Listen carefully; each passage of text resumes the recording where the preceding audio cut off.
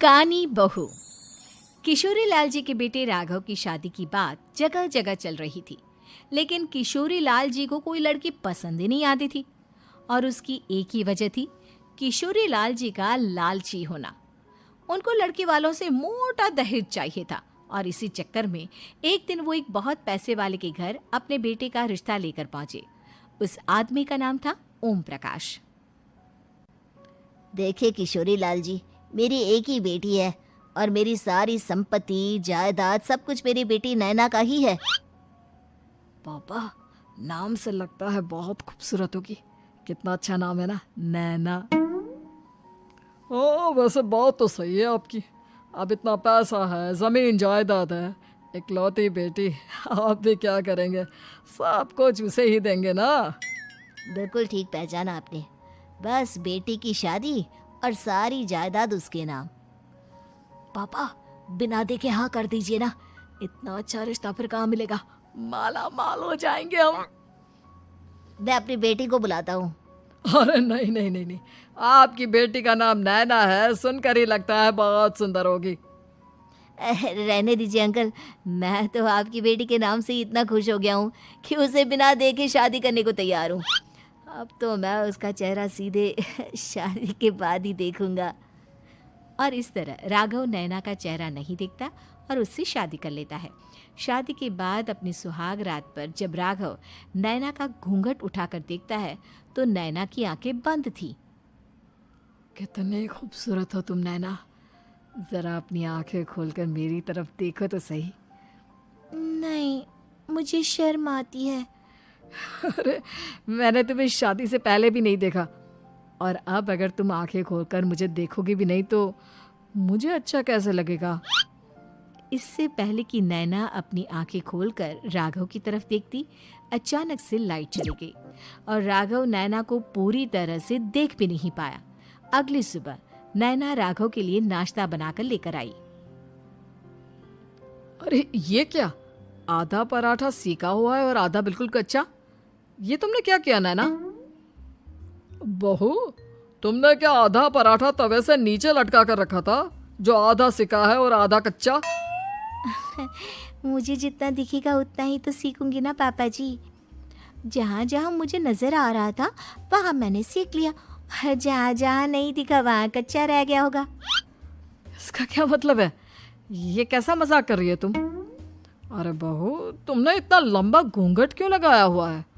देखो, हमारे घर में बहुओं को बेटी की तरह रखा जाता है, और फिर तुम तो इतना सारा माल लेकर आई हो।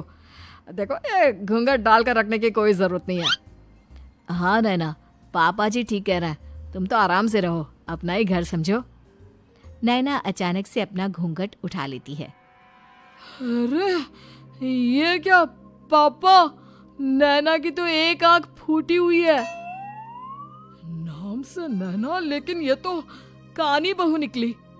मेरे साथ धोखा हुआ है, धोखा। बिना दिखाए अपनी कानी लड़की मेरे संग ब्याह दी। मुझे कानी बीवी नहीं चाहिए।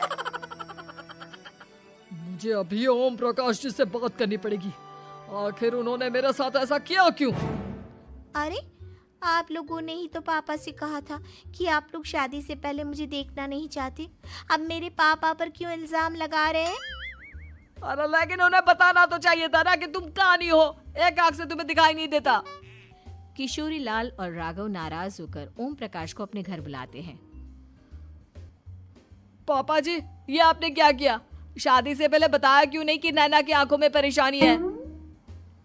अरे, आप ही ने तो लड़की देखने से मना कर दिया था। अरे लेकिन आप बता तो सकते थे। आपको तो हमारी बेटी की प्रॉपर्टी चाहिए थी, वो भी पूरी की पूरी। अब क्या हुआ अगर उसे आधा दिखाई देता है? प्रॉपर्टी तो आपको पूरी मिल गई ना। अरे ये क्या बात हुई? मेरी शादी प्रॉपर्टी से नहीं, आपकी बेटी से हुई है। अब ये तो पहले सोचना चाहिए था, तब तो मेरी प्रॉपर्टी देखकर तुम्हारी जुबान लप लपा रही थी। लेकिन मैं कानी लड़की को अपनी बीवी बनाकर नहीं रख सकता। पापा, कुछ करिए ना आप। हाँ, करता हूँ। देखिए ओम प्रकाश जी, आप हमारे साथ ऐसा नहीं कर सकते। और तुम देखो, अगर तुमने मेरी बेटी से शादी तोड़ी ना, तो जो भी प्रॉपर्टी मैंने तुम्हें दी है वो तो पूरी की पूरी वापस ले ही लूँगा, और आधी प्रॉपर्टी तुम्हारी भी लूँगा। अरे मेरी आधी प्रॉपर्टी भला क्यों लेंगे आप? इसलिए क्योंकि मेरी बेटी को आधा नजर आता है और उसकी नज़र अभी तक तुम्हारी आधी जायदाद पर ही पड़ी है। अब तुम उसे घर से निकालोगे तो कुछ तो लेकर जाएगी ना। और अगर हम आपकी बेटी को अपने घर की बहू बना कर रखे तो? तो तुम्हारी पूरी प्रॉपर्टी तुम्हारी ही रहेगी, और जो मैंने तुम्हें दिया है ना, उसमें से बस मैं आधा लेकर जाऊंगा। अरे लेकिन अब आप अपनी दी हुई प्रॉपर्टी में से आधी वापस क्यों लेकर जाएंगे? अगर मैं आपकी बेटी को अपनी पत्नी बनाकर रखने को तैयार हूं तो? इसलिए ताकि भविष्य में अगर तुम मेरी बेटी को धोखा दो तो उसके पास कुछ तो रहे जो पति का हो। वैसे मेरे पास तो बहुत कुछ है, लेकिन अपने पति की कोई निशानी तो उसके पास होनी चाहिए ना।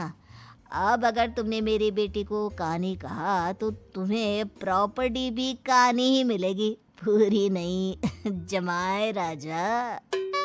किशोरी लाल और राघव समझ चुके थे कि वो बुरी तरह फंस चुके हैं और अब उनके पास वहां से निकलने का कोई चारा नहीं है। अब समझ में आया ना, लालच बुरी बला होती है। एक तो तुम्हें प्रॉपर्टी मिली, ऊपर से बीवी मिली, उसमें तुम्हें नखरे भी दिखाने हैं। आए बड़े, चुपचाप बैठो दोनों। कुछ दिनों के बाद नैना राघव की कार लेकर बाजार घूमने निकलती है और जब कार लेकर वापस आती है, ये क्या? एक तरफ से मेरी गाड़ी पूरी खराब हो चुकी है। लगता है तुमने मेरी गाड़ी को किसी दूसरी गाड़ी के साथ एक्सीडेंट किया है। अरे अरे कितना बड़ा नुकसान कर दिया तुमने बहू। वो क्या है ना पापा जी, मुझे एक आंख से दिखाई नहीं दे रहा था, सामने से गाड़ी आ रही थी। मुझे तो सिर्फ आधा ही दिखाई दिया और वो गाड़ी मेरी कार से रगड़ते हुए निकल गई। अब मैं क्या करूं बताओ? आप इसे ठीक कराने के पैसे कौन देगा? तुम्हारे पापा? तुमने मुझसे इस तरह से बात की? अभी रुको। नैना राघव की शिकायत ओम प्रकाश को कर देती है। देखो राघव, अब जो मेरी आधी प्रॉपर्टी तुम्हारे पास थी ना, उसमें से आधी और मैं लेकर जाऊंगा, क्योंकि तुमने मेरी बेटी को डांटा। अरे नहीं नहीं पापा जी, गलती हो गई, माफ कर दो। गलती की तो कोई गुंजाइश ही नहीं। अगली बार मेरी बेटी को डांटा तो बची हुई आधी में से आधी और ले जाऊंगा। लालच के चक्कर में हम दोनों ने बहुत बड़ी गलती कर दी बेटा। एक तो तुम्हें कानी बहू मिली और ऊपर से जो माल मिला वो भी काना। इस तरह राघव की हर एक गलती पर ओम प्रकाश उसकी प्रॉपर्टी का आधा आधा हिस्सा लेकर अपना सारा माल वापस ले गया और राघव को कानी बीवी से काम चलाना पड़ा। भाई लालच वाकई में बुरी बला है।